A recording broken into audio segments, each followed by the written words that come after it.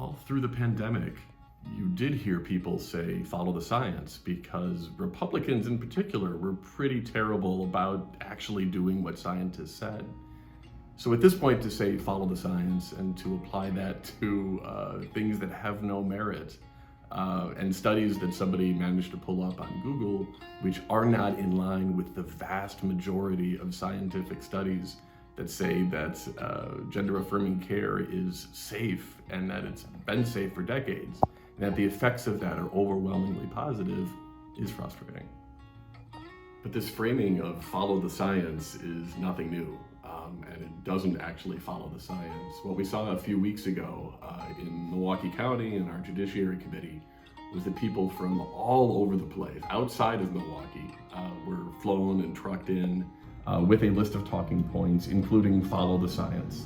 And we did, and when any reasonable person sits down and looks at the massive body of evidence, what people's lived experience says is this: it's that gender-affirming care saves lives, that gender-affirming care doesn't just help people through what is sometimes the most difficult period in their lives and a really difficult transition, but that access to that signals that our community is welcoming them and that they are part of our community. And I found that testimony in committee enlightening, and I hope that it informs our decisions moving forward. So maybe we could actually turn down the terrible guitar music and the rhetoric and just listen to some of that testimony in committee. And it's super, super, super important to name that folks that have lived experience should be at the table when we're making decisions like this. And as a trans person who's been out for longer than I've existed, trans people will be here regardless if this is a sanctuary county or not.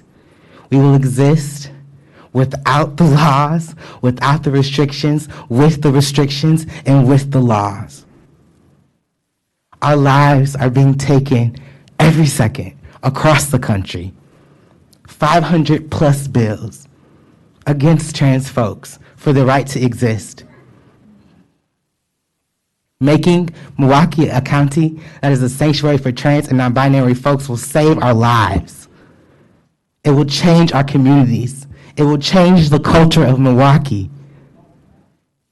86% of folks, of trans people who took the Diverse and Resilience Trans Needs Assessment do not feel safe walking out of their homes. 86%.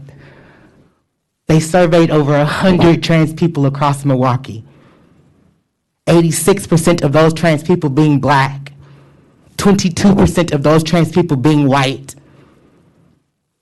86% of the trans people that took the surveys being unsafe. This isn't about feelings.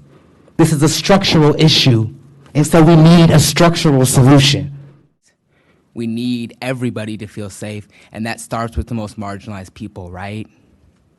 Black and brown trans folks.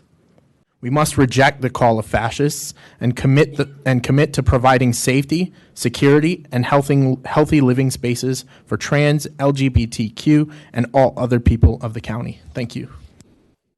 For many trans people, the trans experience is incredibly scary, and many of us don't have the support from the family and the people in our lives. Creating Milwaukee a sanctuary for trans people is crucial to show that Milwaukee stands with us and we can continue to live here knowing that we can pursue the happiness and gender-affirming care that we need. Thank you. However, we do want to be abundantly clear. Right now, Milwaukee is unfortunately not yet a true sanctuary, nor is Wisconsin. Not when Black trans women are still being murdered, not when there are hospitals in Wisconsin that refuse to provide gender-affirming care, and not when there are active, visible, vocal efforts by legislators to dehumanize and eradicate the transgender community. Right now, our LGBTQ plus youth, especially our trans youth, are facing a mental health crisis. The Trevor Project's 2023 Youth Mental Health Survey shines a light on this. More than 40% of LGBTQ plus youth have considered suicide, while more than 14% have attempted it. 56% of LGBTQ plus youth who want mental health services are unable to access them. 33%, or a third, of LGBTQ plus youth say that their mental health is bad almost always due to the introduction of legislation that harms the LGBTQ plus community. Kids need our support, they need access to health care, and they don't need these attacks to continue. And finally, I want to advise you that medical care for trans people, including youth, also isn't new. In fact, the World Professional Association for Transgender Health, WPATH, has been publishing the standards of care, which include how to treat trans and gender nonconforming kids, since 1979. That's before I was born. Instead, we need to allow space for people to follow their beliefs and make decisions for their own lives, so long as those decisions don't harm anyone else. When I came out, I was 19. My long-term partner left me. I found myself standing on a street corner with everything I owned in 2 black trash bags. And then I lost my job. So I retreated back into the closet. And you'll hear this story, not just from me, but from others, to survive. That doesn't mean it was a place where I could thrive. Almost 20 years later, I'm now 2 years into transition. My psychiatrist and I have started titrating down my meds for anxiety and depression. I don't experience daily shame. I don't feel self-loathing. And that means I'm a more productive citizen, employee, more emotionally available partner, and a more serene human being. And for those who are concerned about protecting kids, I want you to know this. When I was a trans kid myself, I wasn't given any care at all. Even as an adult, I found it difficult at times to find doctors and therapists skilled and knowledgeable about gender-related care.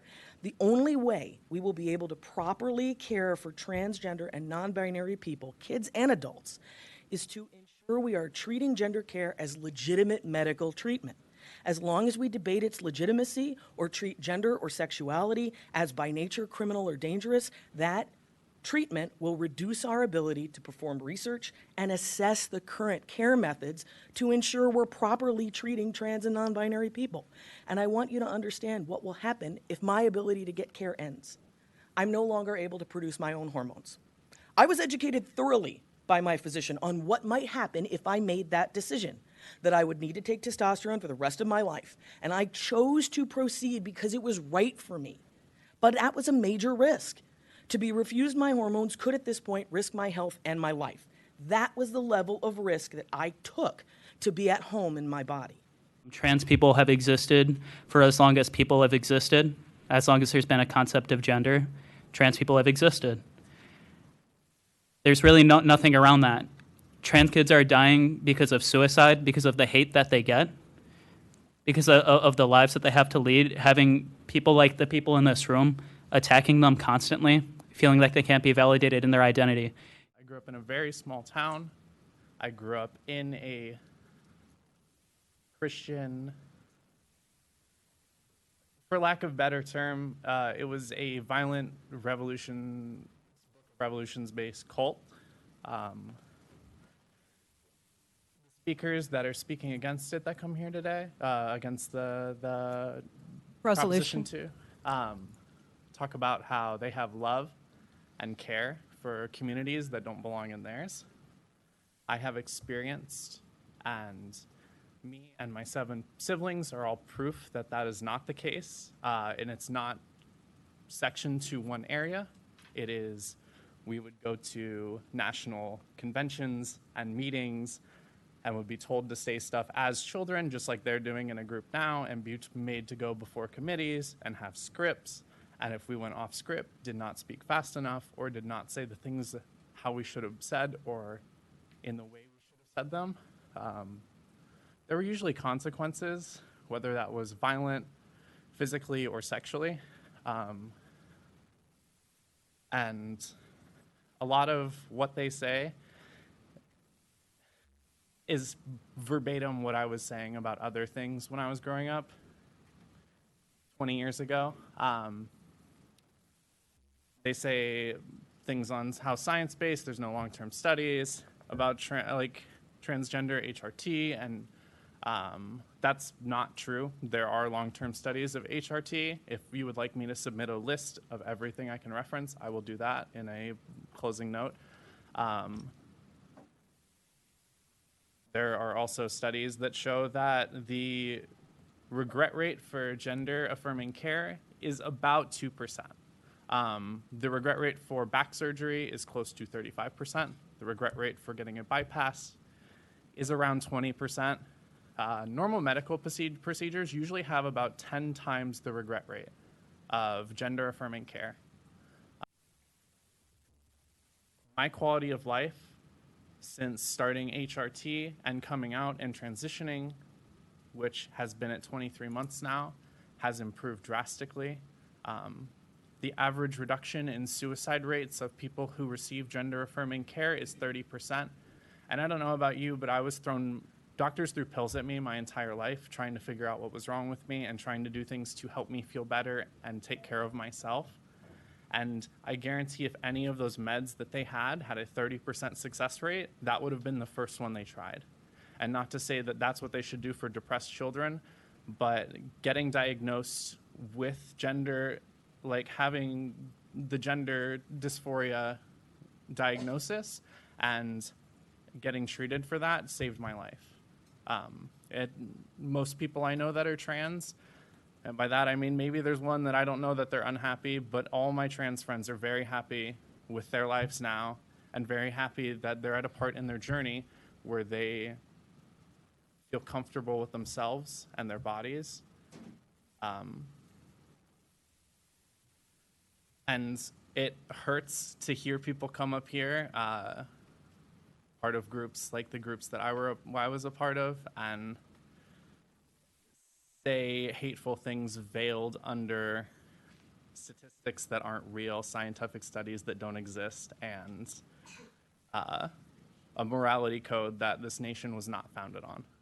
Archaeological evidence shows that trans people and gender nonconformity have existed since prehistory, and from burial sites we can see that these individuals were respected and loved community members. We've always been here. We've simply been forced violently into the shadows for most of the modern era due to certain religious beliefs.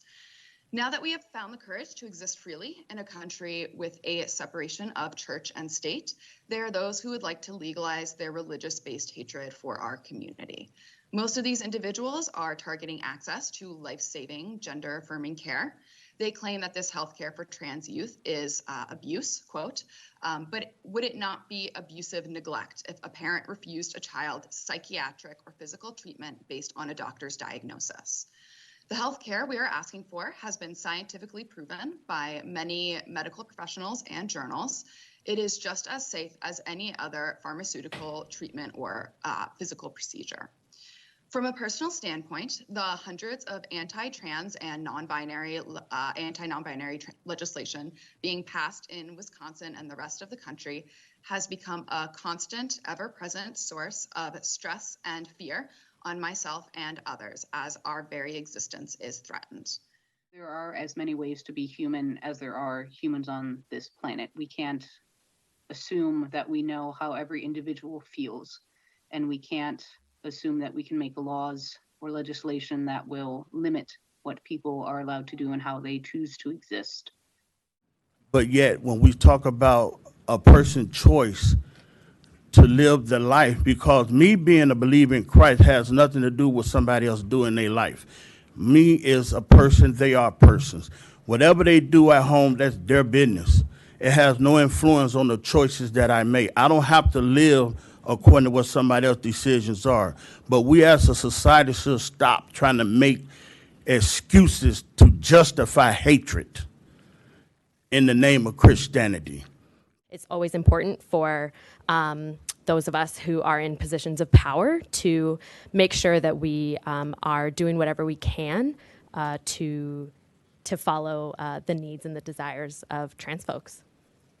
Also, the fact that we have to call it out lets you know that something is happening. And I feel like this is an important piece of legislation that let us know that it's safe, here in our own community, just to be who we are.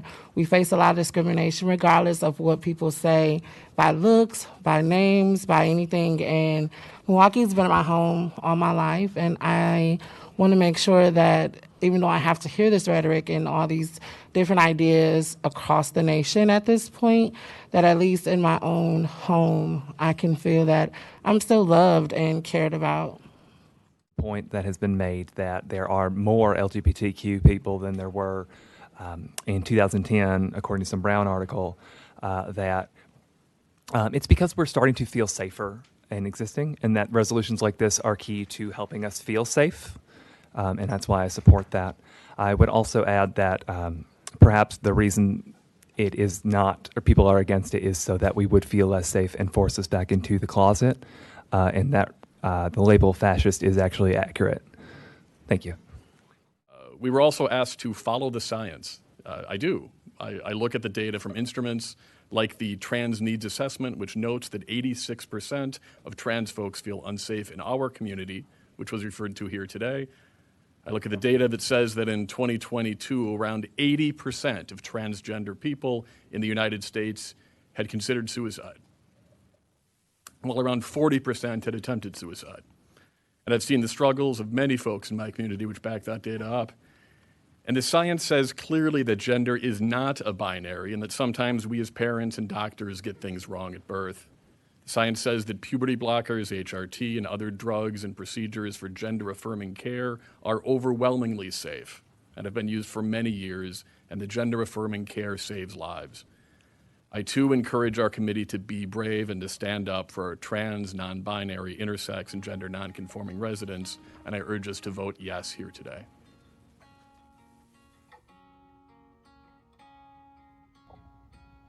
Frankly, I'm looking forward to these bills getting a hearing because it'll give us the chance to listen to people with lived experience and actual experts rather than a couple of cherry-picked studies which would only do more harm to communities that need our support right now the most.